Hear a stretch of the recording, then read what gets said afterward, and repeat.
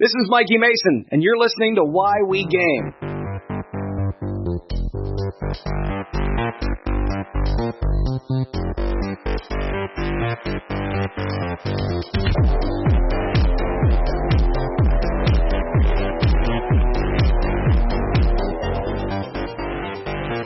I'm Brodor, and this is Why We Game. You're listening to the LARP special, Part 2.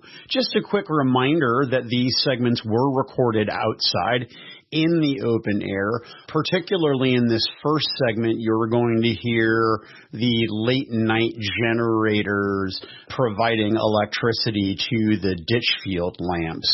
My apologies for that. But hopefully you will find Seth as entertaining as I did as we delve into how Paw Patrol is always listening.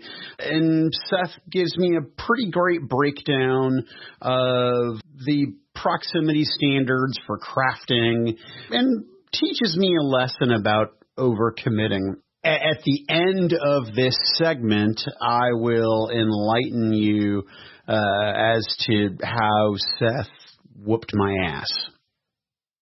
All right, well, then you can tell that I'm an idiot.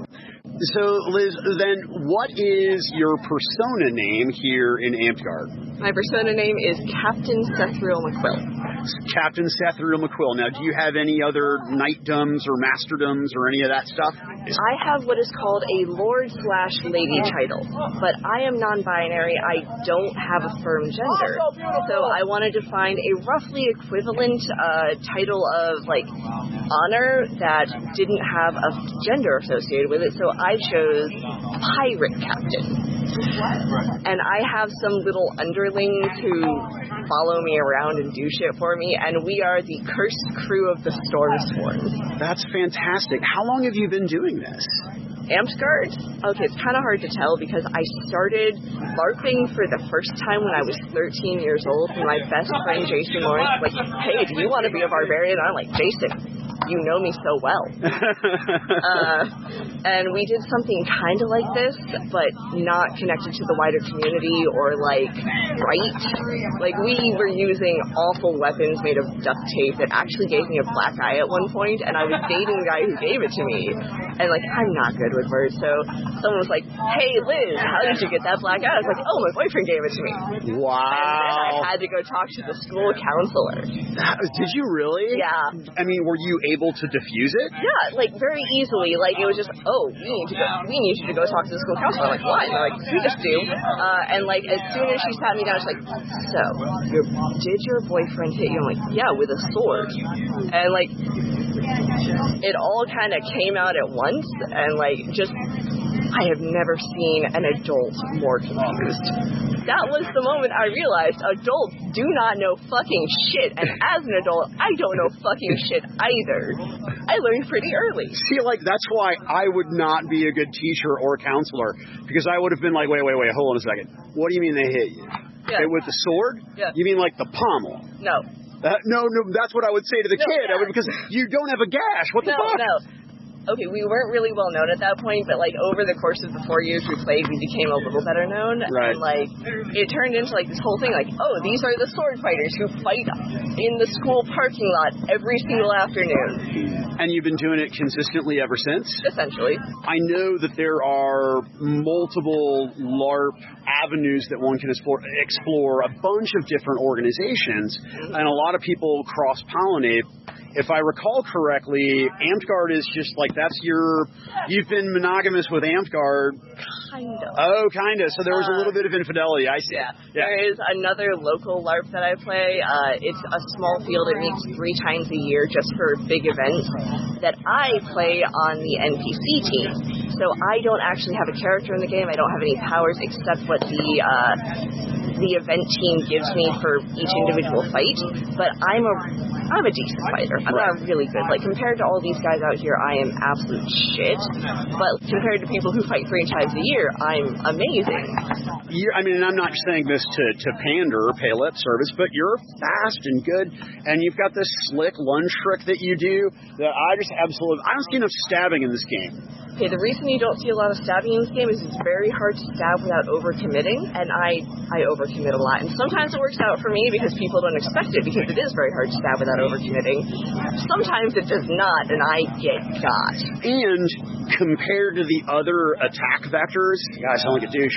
Yeah, but no, it's sensible. We would call it angles of attack. Okay, based on the other angles of attack and how quickly people move their wrists, that lunging is really slow, right? Okay, it works really well for certain setups. Like, if you see someone fighting with 2 swords, a lot of times they'll fight with the 2 swords to either side of them and have that just avenue open in the middle. Yeah, they're just asking to get stabbed. Yeah. And, like, you have to time it right, because they can block very easily just with a cross-body slash. But if you can time it right, and if you can get them when they're setting up for their next attack, you fucking have them. All the various aspects of this game, right? There's the crafting, there's the role-playing, there's the spell-casting stuff, which is a whole different avenue of combat I've yet to even witness. Yeah. What's your favorite aspect of this? Okay, so in my fighting company, we have both a crafts path and a fighting path. I major in crafts, I minor in fighting. Okay, so what's your craft? Sewing. Okay. I made this tunic. If you want to get a picture of it, to go with the podcast later. It is very cool, but in particular, the claw on the back, the stitching and everything is really, really good. Yeah. It's actually not that. You don't really? Okay, well, I don't sew, so I just assume that it looks beautiful. It looks good from 5 feet away, but if you actually get up close to it, it's kind of... It's like miniature painting, right? I paint a lot of miniatures. Nobody needs to see a miniature closer than the length of your arm. It doesn't matter. We have crafting competitions, and in competition, you kind of have, like, the 10-foot rule, the 5-foot rule, and the 6-inch rule. And, like, you'll judge things based on how they look from those distances. Like, from 10 feet, everything I make looks incredible.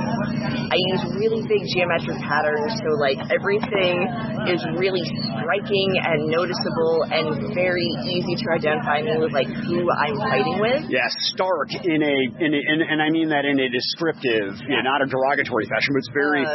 There's very stark contrast. Yeah. I post to a lot of forums, and most of the comments I get is, that looks so crisp, that looks so clean, that looks incredible. But again, I'm taking a picture from 10 feet away. From 5 feet away, you start to notice the issues with it. Like, you will notice, God, where did we go? Yeah, you will notice that this seam is not perfectly straight. You'll notice, like, if it hangs a little weird, or, like, I've got a weird bit right here where I did the seam wrong. At 6 inches, you are getting into the nitty-gritty, and you see, like, every single mistake the person made. Like, I would not want to be judged on this tunic from 6 inches away. I also made this tunic almost 5 years ago. Right, but your stuff today. Yeah, my stuff today is much better. My applique is still imperfect. Okay, what is that? That is this wide stitch right here. Yeah. That is called applique. Okay. It is also called a satin stitch. It is a way of attaching large pieces of cloth to other large pieces of cloth in a finished way that won't fray out. Which is, I assume, is important, because I assume that function is an important part. Absolutely. Yeah, not just form, because you need durability. I've worn this every weekend for the last 5 years, and it still looks as good as it does. Wow. Yeah, see, that's why I think that it's really, really, it's an impressive talent to be able to do that and have it look that good. How can you just throw it in the washing machine in the dryer? No, it's linen, and linen is really nice for washing hot, ironing hot. Like, it wrinkles if you look at it funny, but like, you can iron it at your iron's highest setting, and it just makes it happier. If crafting is the thing that you really dig, and you do, I'm assuming you enter these crafting competitions, so do you have any crafting accolades or awards in the organization? has anyone explained orders to you? Yes. I have 7 orders of the Garber, and I'm actually a little bit behind on my Garbers. There was some social drama a few years ago, and I essentially got persona non grata by association, so I didn't get an award for about 3 years. Yeah, it's weird. And again, I'm not, I don't want to get too into it, but there's all these specters of drama in different organizations that loom. I mean, we're people. We're normal-ass people. Like, you get 3 people in a room together, 2 of them are going to hate the 3rd. And yet, here, everybody has been very polite, very nice. This tournament has actually been really incredible. The fighters have been extraordinarily clean. I haven't heard anything about anyone like cheating or stuffing or pulling some dick move. Yeah, because I know that, and I mean sort of in a very broad general spectrum, that the various fighting leagues have their scandals for cheating. I mean, every competitive thing has its cheating scandals. And so I came here with this misconception that there was going to be a lot more tension, and there just isn't. Okay, I came here thinking it was either going to be the dirtiest fucking fighting I've ever seen, or it was going to be absolutely chill. It turned out absolutely chill. And I'm not going to say it was 50-50. I would say 20% dirtiest fighting, 80% is going to be fine. And it turned out fine, which was expected. You always go into these big tournament events like this knowing, like, there is a chance that I'm just not going to fight today, because if I fight today, I'm going to lose a kneecap. But again, I mean, that kind of behavior, the kind of behavior that would get people booted, suspended or suspended indefinitely, that's just rare. It's incredibly rare. I can think of maybe 2 instances like that in the 10 years I've been fighting regularly, but like those 2 instances stick with you because like people got seriously hurt. I don't want to like name any names or anything, but no, please don't. There was an issue of 7 years ago with a group of people who had like an injury list who would like target people's injuries in tournaments. Jesus Christ. Yeah, no, long time ago. We are past that as an organization. If you get like deep into the organization, you'll hear people talk about the Attitude Era of Vanguard. You know the Attitude Era of wrestling when people were just dirty and mean. Yeah, we had a little bit of that, but like also we're not fighting for money, so like it was much lower tier. We were not always a 100% clean, friendly organization. That has changed a lot in the last, I'd say, 10-15 years, and a lot of it is we're growing up. A lot of us have kids now, and like a lot of us are bringing our kids to events, and we don't want our kids at events where like people do crazy shit and get taken to jail. It seems, especially, I would say, while the sun is up, and, it's a time that you, as a parent, would be comfortable bringing your kids to this event, it's super kid-friendly. Now, midnight, it can't make the same promise. Yeah. It's usually okay. Yeah. At my kingdom, we actually have something called a puppet crap. Puppets are kids under about 10 who are too young to actually fight. So we have someone who is essentially a group babysitter who gives them stuff to do and like little missions to complete. And a couple of years ago, my fighting colors are orange, yellow, and blue. And I have one tunic that's almost entirely orange. And one year their quest was kill someone wearing every color. And like at one point, I didn't know about the quest, so I'm just surrounded by toddlers at one point who are just swinging on me. I'm like, what's going on? Like, I don't want to hurt them. See, okay. And that is so fun, right? Because I would have loved to know what was going on beforehand, but like I died, I had a dramatic death, and like I went to the puppet cat later, like, hey, all of your toddlers attacked me.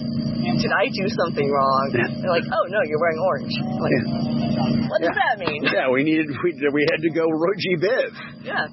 Yeah, you're not the first person. You're the first person I believe I've recorded saying it. Yeah. You are not the first person to whom I've spoken this weekend that says that over the last decade, the hobby in general has just matured tremendously. Oh, yeah, it's incredible. Like, a large portion of it is social networking and like social media and stuff. Like a decade ago, we were using Yahoo groups, and it was impossible to find a Yahoo group on accident. Now we're using Facebook, and Facebook, I don't think Facebook understands Facebook's algorithm because I get the most random shit. See, I feel personally targeted. I do. I feel very uncomfortable. My business card is an Illuminati-looking thing with a red iris in the center because I am a conspiracy theorist. I don't believe this stuff. But I am paranoid about living in a surveillance state. So it's fucking wild. And sometimes, I'll say shit, and then, I'll get an ad on my phone, and I don't know what happened.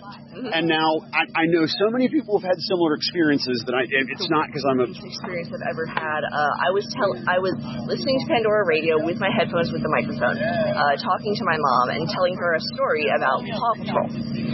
And my boyfriend's roommates have a toddler who watches a lot of Paw Patrol. I have a bunch of weird stories about Paw Patrol.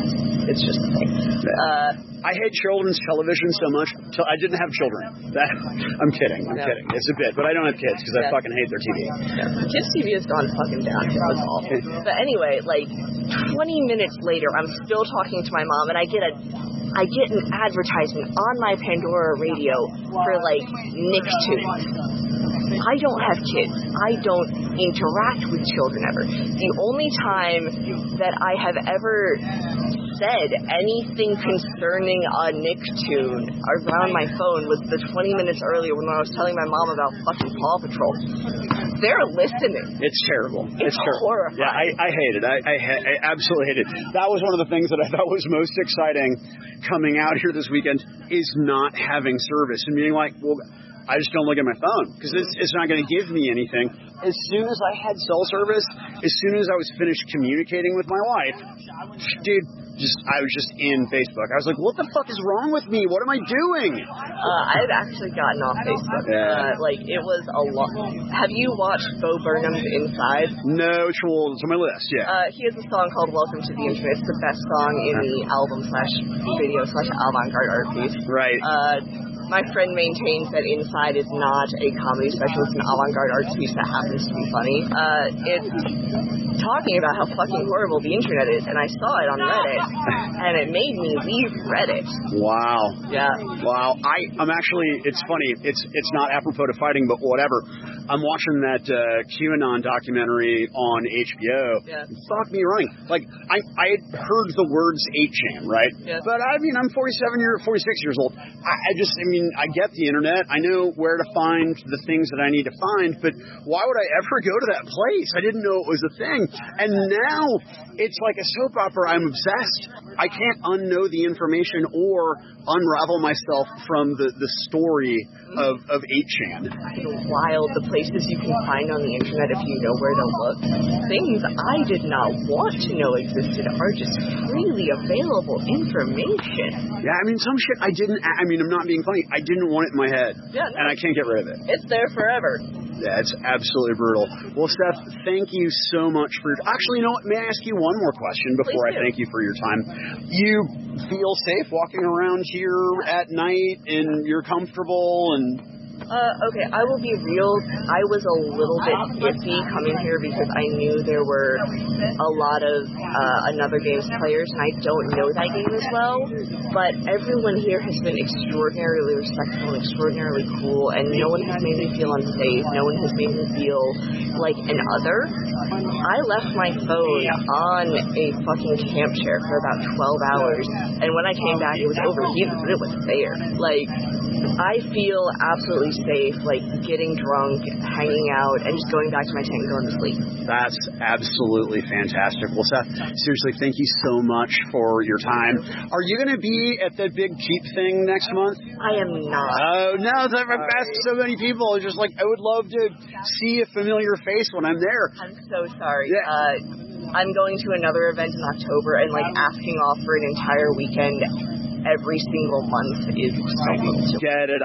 I'm essentially a house husband, and so this is when I get to do this. And I deliver pizzas for a living. Weekends are like the hot hours. Oh yeah. Like, they need all the bodies they can get off of the bed. Well, and I suspect too that right now, I mean, I've ordered more food, particularly pizza, in the last year than probably ever. Yeah. So I bet you guys are crushing right now.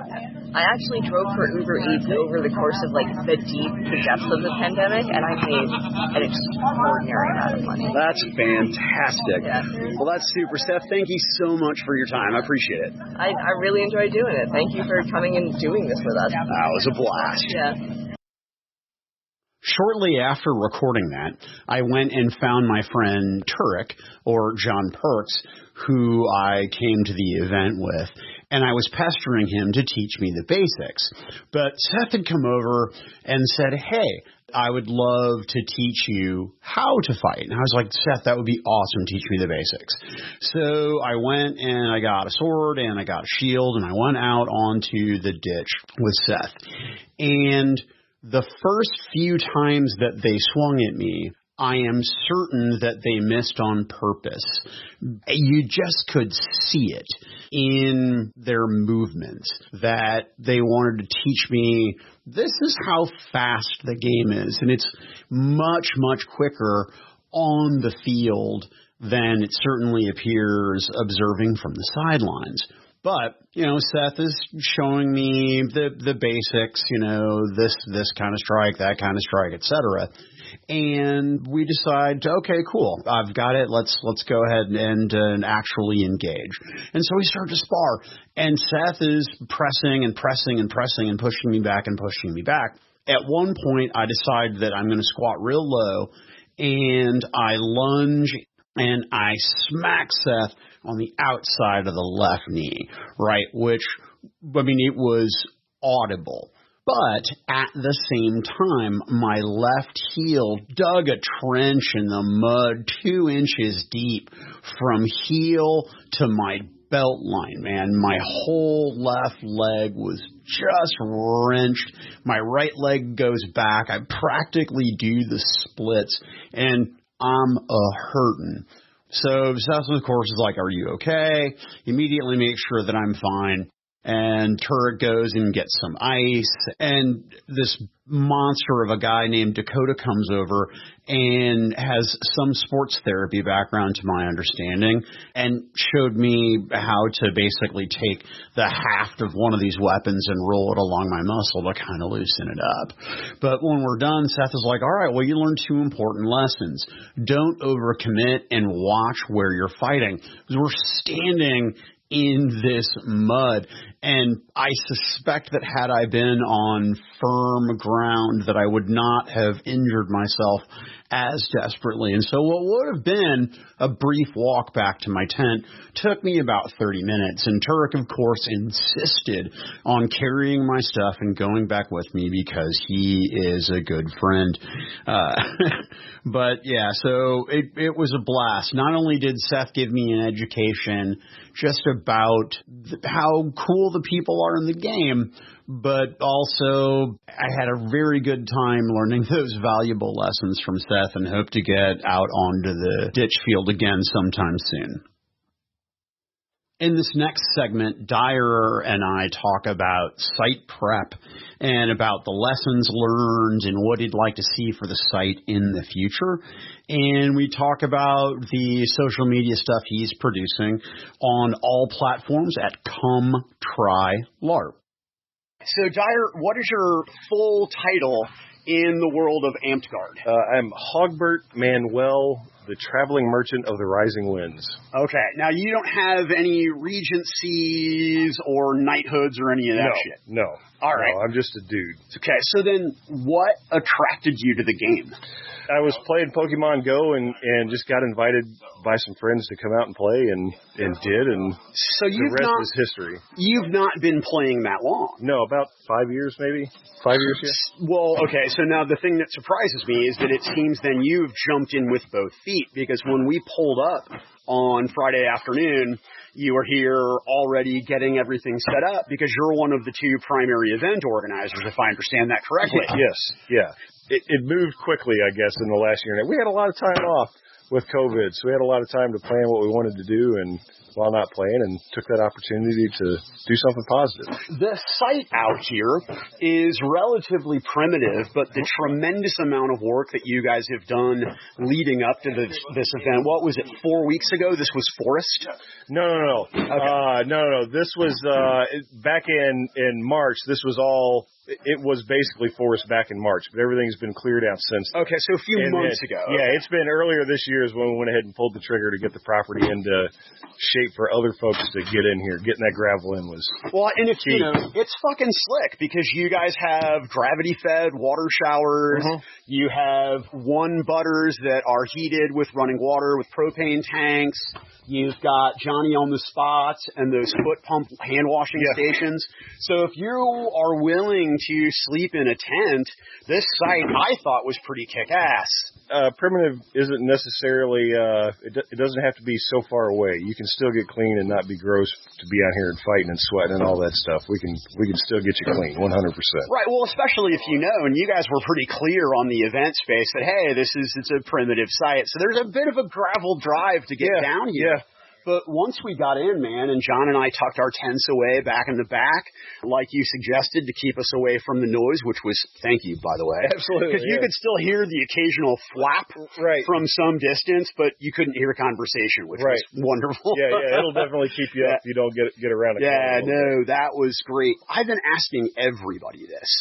What thing do you gravitate toward the most? Because the hobby is it's just like tabletop miniature gaming or role-playing, right? Sure. There are so many facets that you don't conceive of until you really immerse yourself in the experience. Yeah. There's so much here that I didn't understand about LARPing that, John and I literally reworked out what character class I'm going to make. Right. I have costume ideas.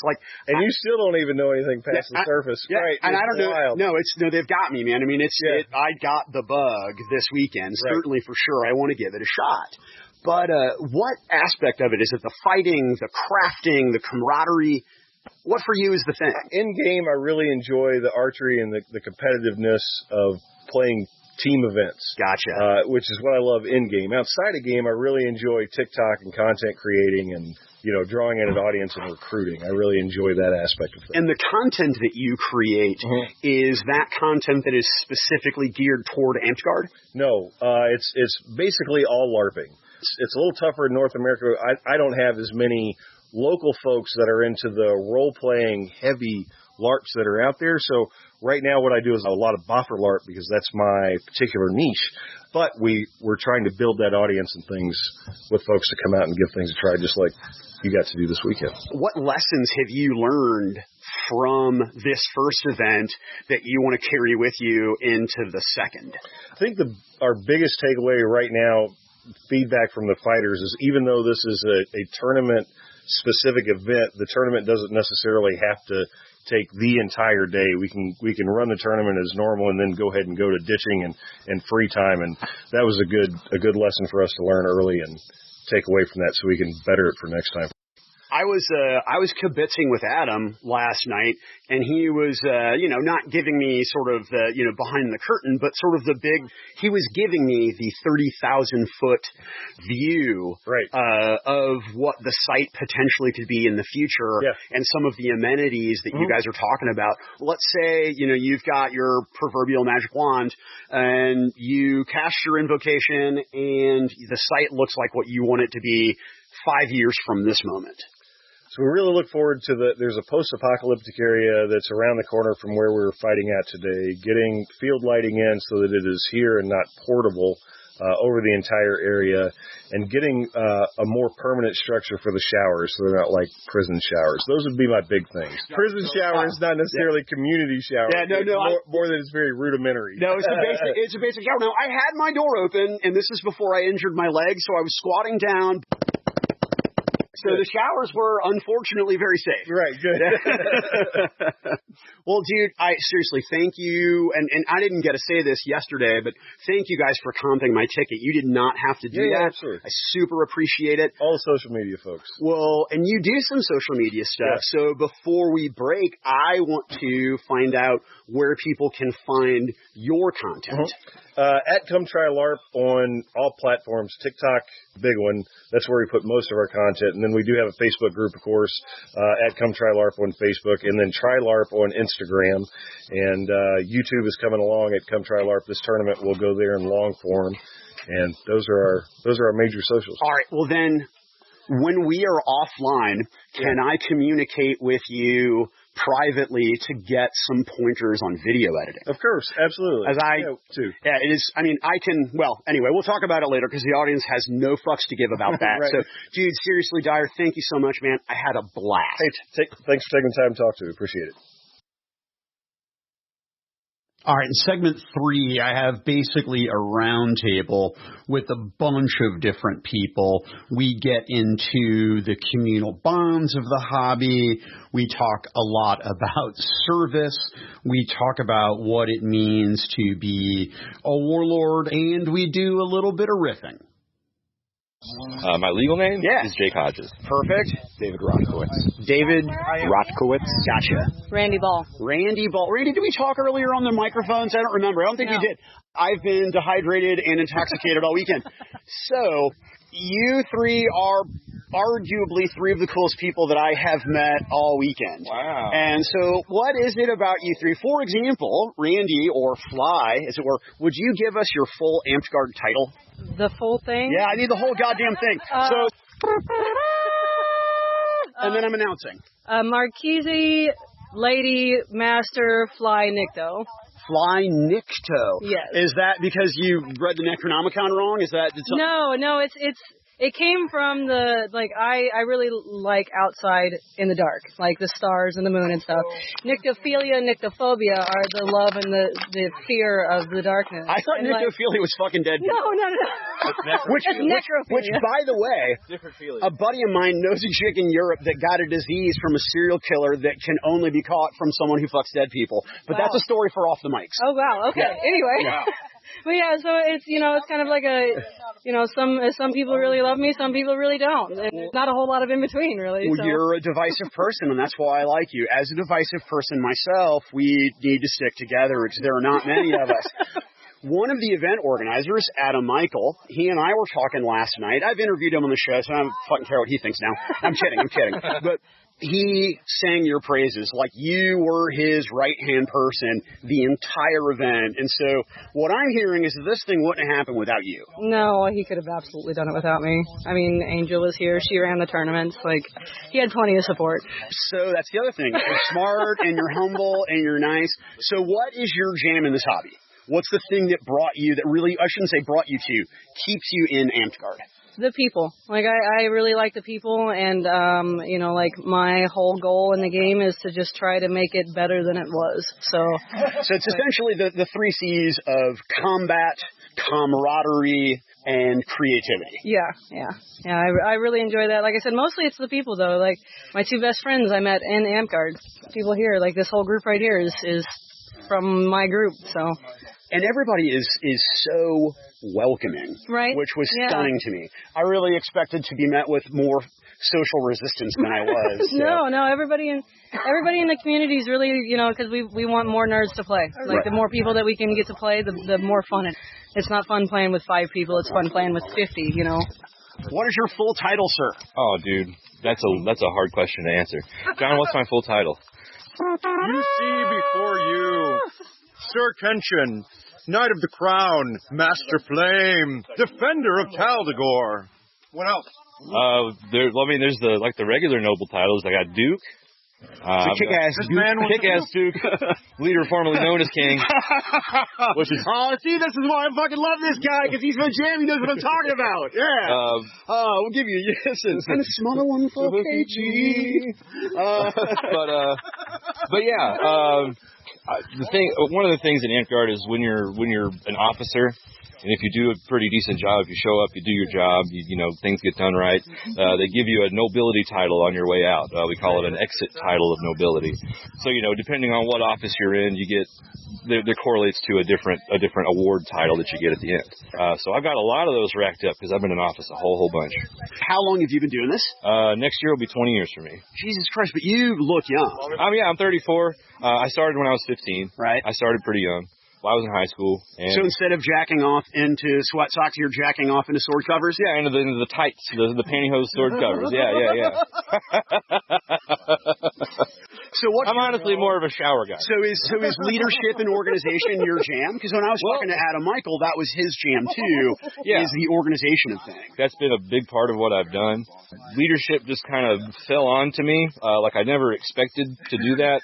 Growing up in the game and stuff like that, I'm like, you know, being in office and being in politics and stuff like that is not for me. I just want to fight and have fun with my friends. But then, like, and this was before Adam Michael played, before these guys were around, John was on his extended break at the time. But I came back to the St. Louis area after living down around Springfield, Missouri, playing down there for a few years. And there was some bullshittery going on within our leaders, our monarchy as we call them. I decided that if nobody was going to do it the right way, I had to do it the right way and show them how it was done the right way. So I did, and I actually ended up having a lot of fun with it. Dude, I was stoked to meet you, and you are certainly one of the reasons why I'm excited to hook up with John and learn some things and make a character. I'm already squared away. I'm gonna do a battle wizard with a long sword. I've got my whole thing. Yeah. John was mentioning that. Hit me up because everybody. I think the last 3 Paragon wizards that TD has made have been using my spell list, and I definitely will hit you up. So hopefully we'll fight together soon. Yeah, I'll see you at home. Squire Himorikon, hero of the people of Taldagor, the Smiling Centurion. After what I learned last night, I'm most impressed by the tile Squire. Oh.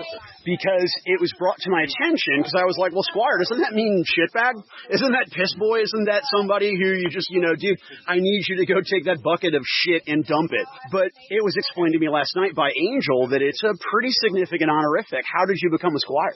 I became a Squire, I suppose, because I found like-minded individuals who were higher up in their ladder awards than myself, people that I could learn from or find myself in a position to just in like a teacher, mentality, or just as a student, learn from these knights or aspiring knights and work myself up through the ranks, in time. But if I understand correctly, to be chosen as a Squire means a knight, someone in the organization who has been knighted, has to single you out and say, this person is so good and such an important part of the community, I want to mentor and tutor them. Correct. That's really fucking cool. So who knighted you, or who squired you? Sir Ko of the Rising Winds.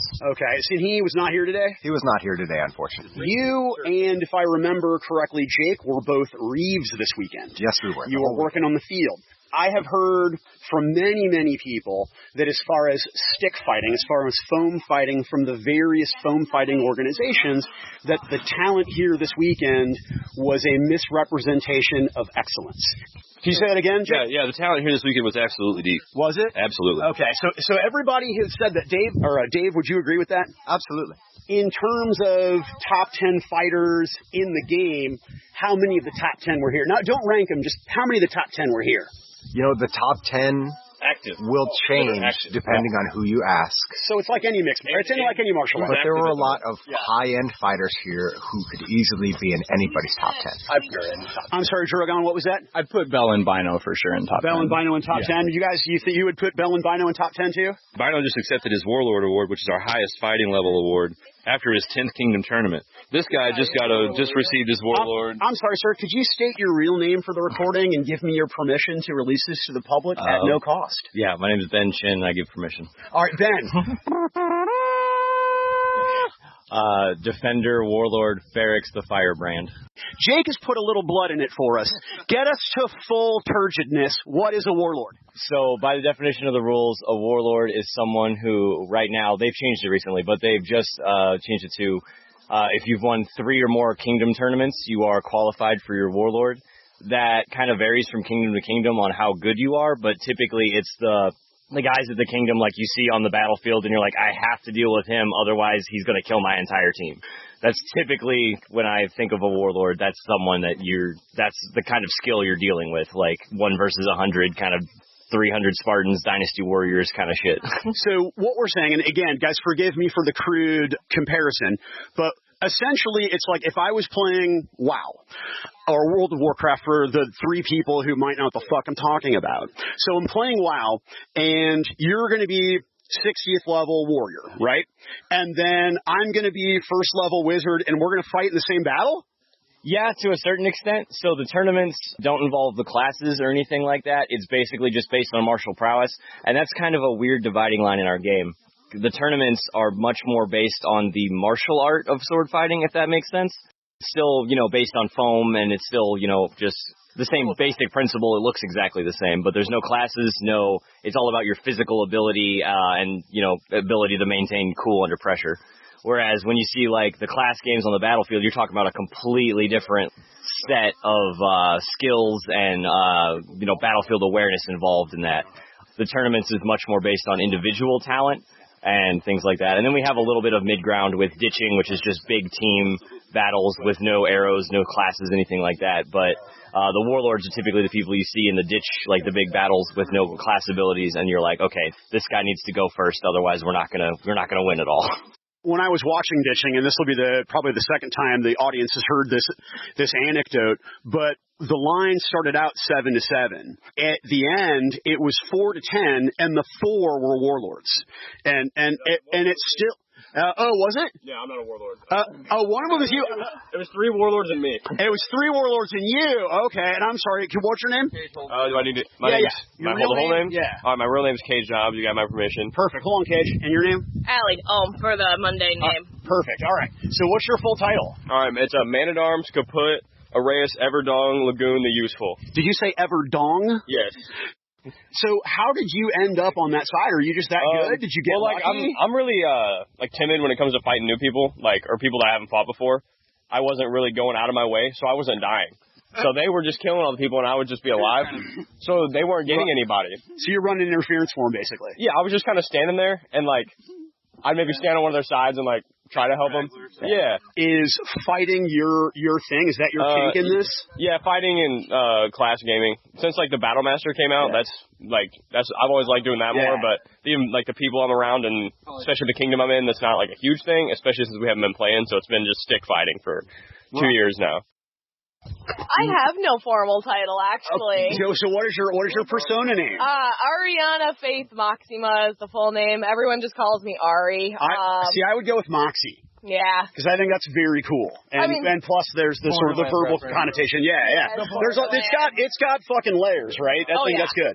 But anyway, so what brought you into doing this? I had a boyfriend that I was dating at the time, and he was an amp garter. So he brought me into it. And then after he quit, I just kind of stuck around because I made some really good friends up in Minnesota.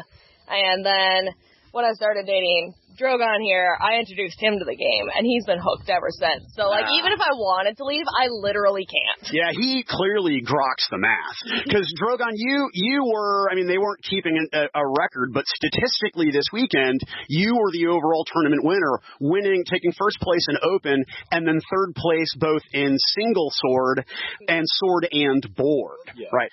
So, you brought him into it, and then he just took to it. Oh, yeah. Yeah, and the funny thing is, with COVID happening, we had a year shut down. He's been doing nothing but stick fighting during that. And then before COVID happened, he was banned for a year.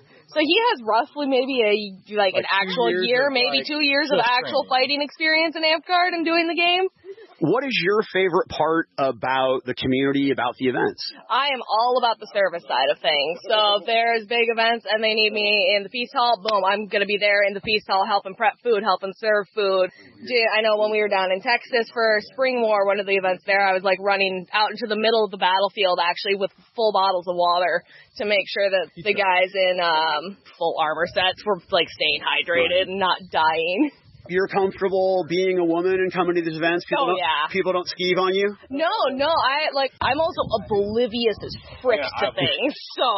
You can use profanity. I have a very serious potty mouth, so you can say whatever the heck you want. Yeah, no, I'm oblivious as fuck, so it's like, is someone hitting on me? I don't fucking know. Sure, I gotcha. It's over my head. So you've been doing this for how long again? I'm sorry? 6 years. For 6 years, and did you fall in love with it, or did it grow on you? It grew on me. Yeah, I'm not one for fighting in the slightest. Like, I'm not competitive by nature.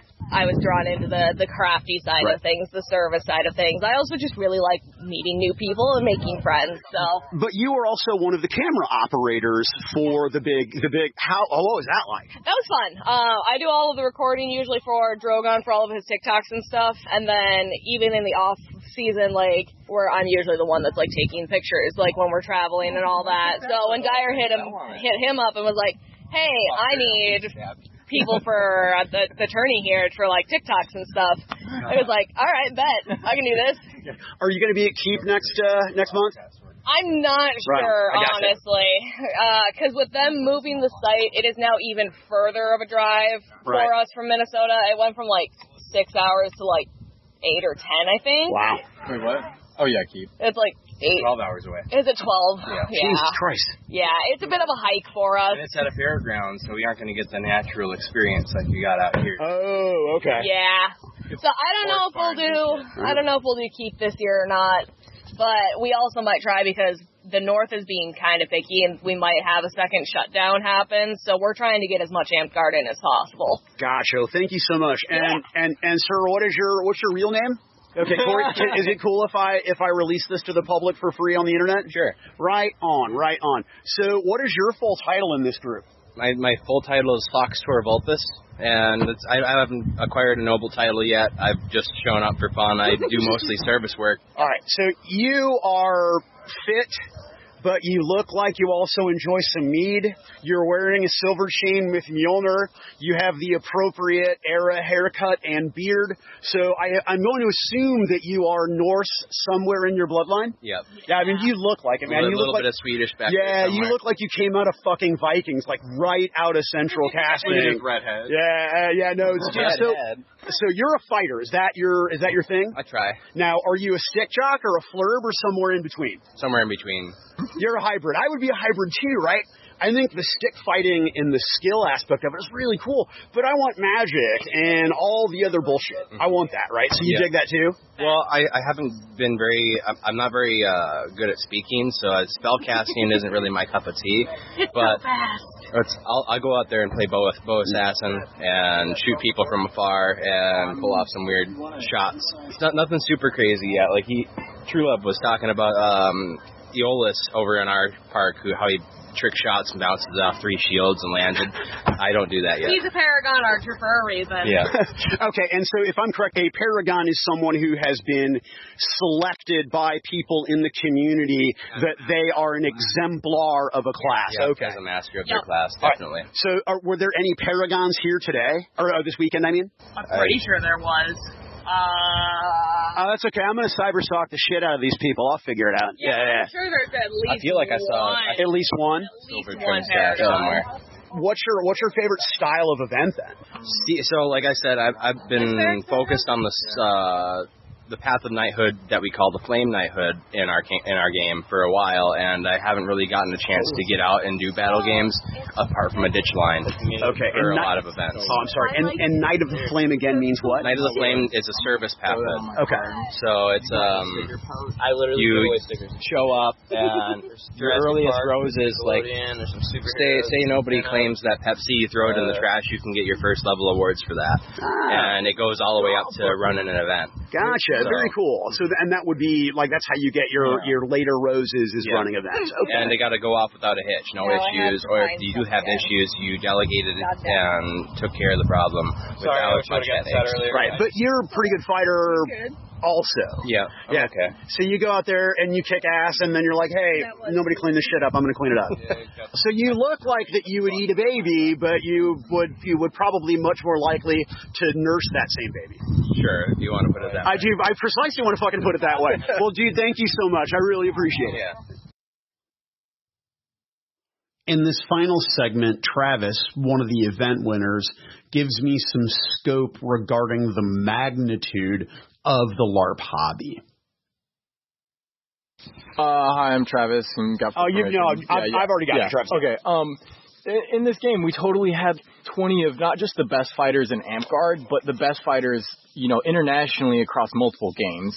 We had Darkhan. Some of our Reeves are, IMCF. They do steel fighting on a national level for our entire country. Yeah, like Brett. And so we had such a amazing level of skill present here that it is absolutely daunting, as someone who has little scope on the acknowledgement of there's Darkhan, there's Belagard, there's Dagahir, there's HEMA, there's SCA, there's IMCF, there's Amtgard, there's Hearthlight. There's so many different games that a lot of people from different games came here today, not just today, but yesterday, to compete and to show off skills. It is super great, the amount of skill that we had here. It is a very deep pool. I think that was perfect because this way the audience will understand the scope of the quality of competition. Thank you for listening. I hope you found the LARP world enlightening. I hope that you found it as intriguing as I do. Personally, I'm pretty stoked that I'm going to be going to another LARP event that is running concurrently with Gen Con, so I'll be bouncing back between the two. So if you're at Gen Con or at Keep, I will be at both at any given time, so hopefully I will see you at one or the other.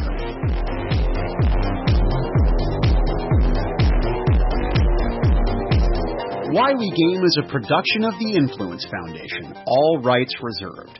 Audio editing by Brodor, music by Owen Godwin.